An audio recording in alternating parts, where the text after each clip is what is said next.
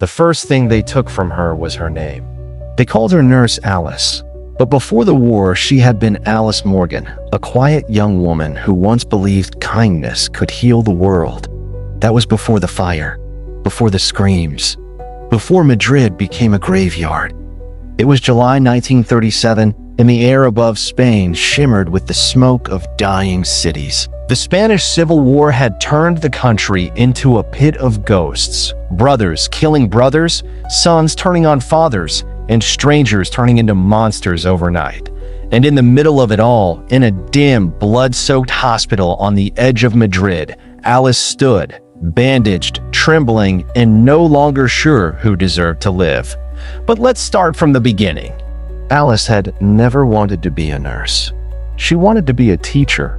But when the war broke out, she volunteered not because of patriotism, but because her younger brother Henry had enlisted. She couldn't fight beside him, so she decided she would patch up the wounded, a promise she whispered to their mother before leaving home. If I can't keep him alive on the battlefield, at least I can keep others alive for their mothers. But war doesn't honor promises. By the time she reached Madrid, the hospitals were overflowing. There were no antiseptics left, no morphine, no rest, just the endless stench of death and the cries of men who wouldn't see morning. Still, Alice stayed. She stitched wounds with trembling hands and hope. She believed the suffering would end soon. Until the night everything was taken from her. It happened in a small village outside Madrid. The nationalist soldiers, the enemy, had swept through the area, executing anyone suspected of aiding the Republicans. Alice's family lived there, her mother, her father, and Henry, who had returned home to recover from a bullet wound. Alice wasn't there when it happened. She found out 2 days later, when a farmer stumbled into the hospital, his clothes burned, clutching a bloodied locket. He handed it to her silently. Inside was a small photograph, her mother and Henry. They hung them in the square, the man whispered. Your father tried to stop them. They shot him where he stood. Alice's world went black. She didn't cry. She didn't scream. She simply folded the locket in her palm until the metal cut into her skin. Something inside her broke that day, something she could never mend again. If you're watching this right now, tell us in the comments, what would you have done if it were your family?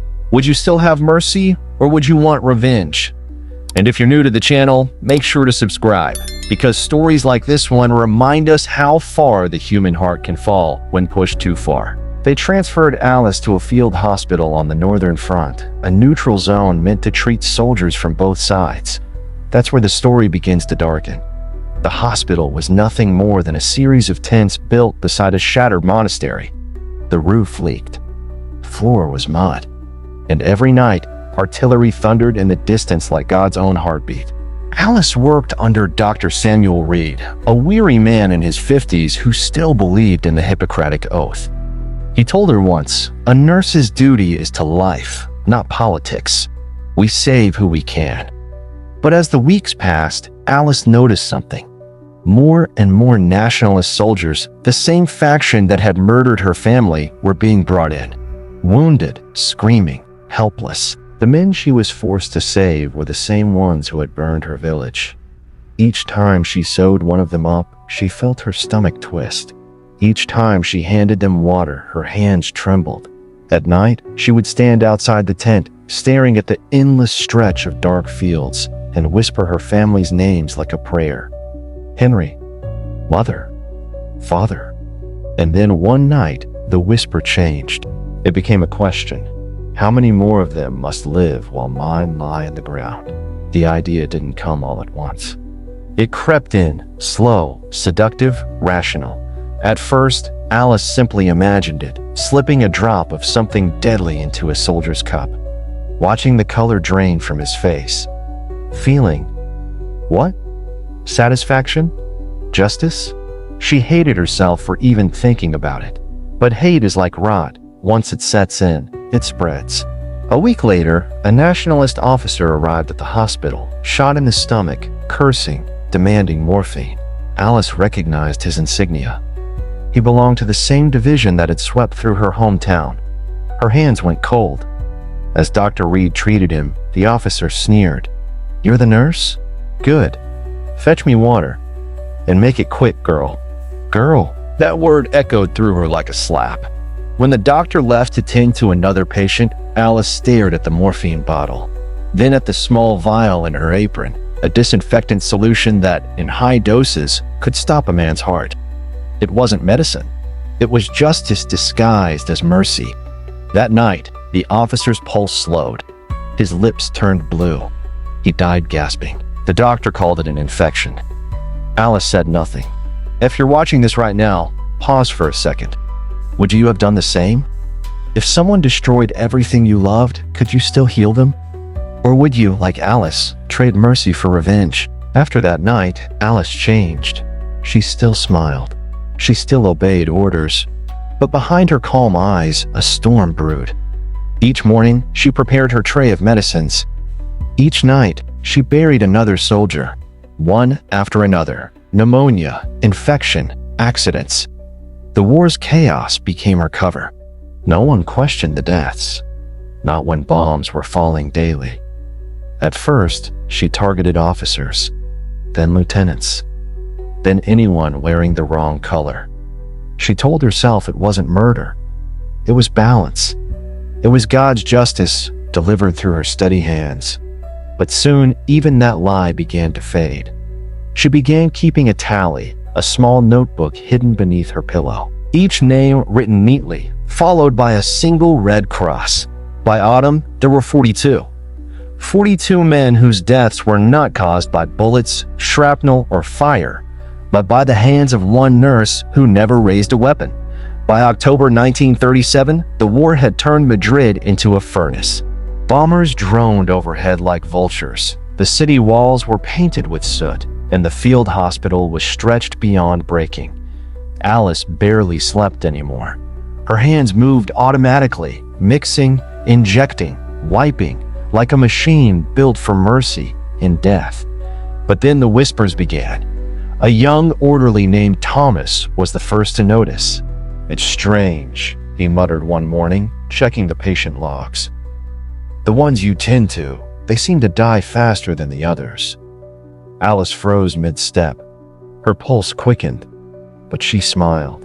"War doesn't pick favorites, Thomas," she said quietly. "It just takes who it wants." He laughed nervously and turned away, but his eyes didn't. From that day on, she could feel them, watching. Still, she kept going, because by now, it wasn't revenge anymore. It was routine, like changing bandages, like refilling morphine, like death itself. Then one evening, Dr. Reed called her into his tent.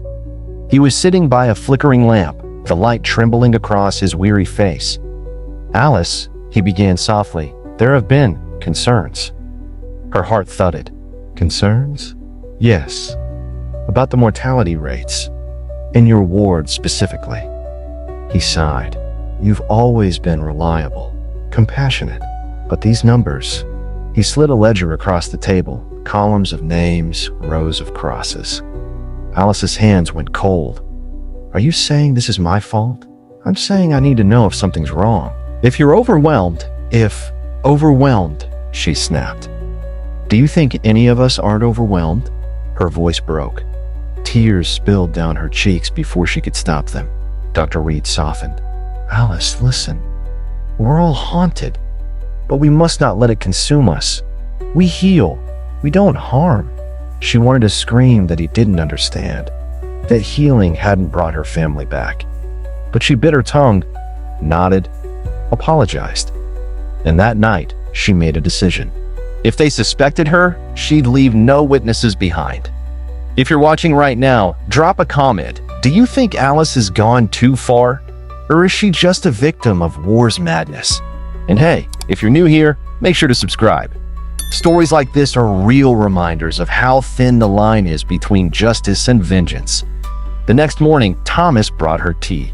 "You've been working too hard," he said with a smile. "Doctor's orders." Alice smiled back. But as soon as he turned away, her eyes narrowed. She knew that tone, that careful kindness. He'd been sent to watch her. When he returned that night to check the patients, she offered him tea this time. "You're kind, Thomas," she said softly, handing him the cup. You remind me of my brother, he smiled. Henry, right? You talk about him sometimes. Alice's hand trembled as she poured the drink. He was brave. Died for nothing. Thomas hesitated. I'm sorry. He never finished. The convulsion hit fast, choking, gasping, clawing. He collapsed at her feet, eyes wide in horror. Alice knelt beside him, whispering, Forgive me. But you were going to tell. He died before dawn. The hospital buried him quietly, blaming typhus.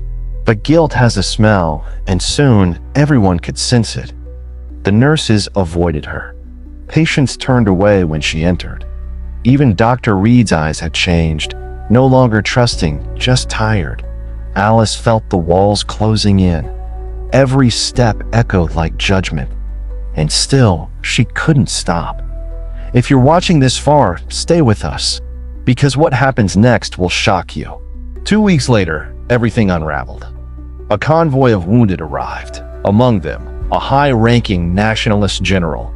His uniform was torn, his face bandaged, but his voice, arrogant and cruel, was unmistakable. Get me your doctor, he barked. I won't be treated by a woman. Alice froze. That voice. It was the same tone she'd heard in stories of the soldiers who executed her family. And when he gave his name, Colonel Devereaux, her blood ran cold. She remembered it from the farmer's account. He was there. That night, as he slept, Alice stood over him with the syringe trembling in her hand. This time there was no guilt, no hesitation. This, she whispered, is for my brother. But as she pressed the plunger, a hand seized her wrist. Dr. Reed. What are you doing, Alice? He demanded, voice shaking. Let me go. You were going to kill him. He deserves worse. Reed's eyes filled with disbelief. It was you. All this time. He tried to shout, but she clamped a hand over his mouth. Please, she whispered, tears streaming. He murdered my family. And how many families have you murdered since? He choked out. The words hit harder than any bullet. For the first time, Alice saw herself, not as a nurse, not as a victim, but as another ghost in the war's endless hunger. She let go. The syringe fell. The colonel stirred, but didn't wake. Alice stumbled out of the tent and into the cold night. Rain poured. Mud clung to her feet like guilt refusing to let go. If you're still here, let's pause. What do you think Alice should do now? Should she run? Confess? Or finish what she started? At dawn, they found her sitting by the well behind the monastery. Her hands were folded, her eyes hollow, her nurse's uniform soaked through. Dr. Reed approached cautiously. Alice, he said softly, you need to come with me. She looked up, her voice calm. I took an oath, doctor, to save lives, but I think I only learned how to end them. It's not too late, he said. You can face this. You can... No, she smiled faintly. It's already too late. She reached into her apron and pulled out the small notebook, the tally of her sins. She handed it to him. 42, she whispered. That's how many I took before I realized I'd lost myself. Then, before he could stop her, she raised a small vial to her lips. Reed lunged forward. Too late. She drank. He caught her as she fell, her pulse already fading. Alice, no. Tell them, she gasped, that I did it for them. For Henry, for Mother. Her voice broke. But tell them, I was wrong. Her eyes glazed over. Her body went still. The rain stopped. The war outside roared on. Dr. Reed buried her behind the monastery. No grave marker, just a cross of wood carved with her initials. He destroyed the notebook, but not before writing one sentence in his own journal. In a war where everyone kills for something, perhaps the only true healer is the one who stops herself. Years later, after the war ended, survivors of that field hospital told stories. They spoke of a nurse with kind eyes and a trembling smile who treated the dying like saints and the guilty like lambs led to slaughter. They said she walked the tents at night, her shadow flickering by the lanterns, whispering the names of those she'd loved. And sometimes, when the wind howled through the monastery ruins, you could still hear her voice, forgive me. If you've made it this far, you've just walked through the haunting story of the Nurse of Madrid, 1937. A story of loss, revenge, and redemption, where mercy became poison and poison became peace. Now I want to hear from you. Would you have done the same in her place? And what does forgiveness mean when the world itself has gone mad? Drop your thoughts in the comments. Hit subscribe if you want more real historical stories like this, true, tragic, and unforgettable. And tell us where you're watching from. Your flag might show up in our next story. This has been the Nurse of Madrid, 1937. And remember, in every war, there are those who fight with guns and those who fight with guilt.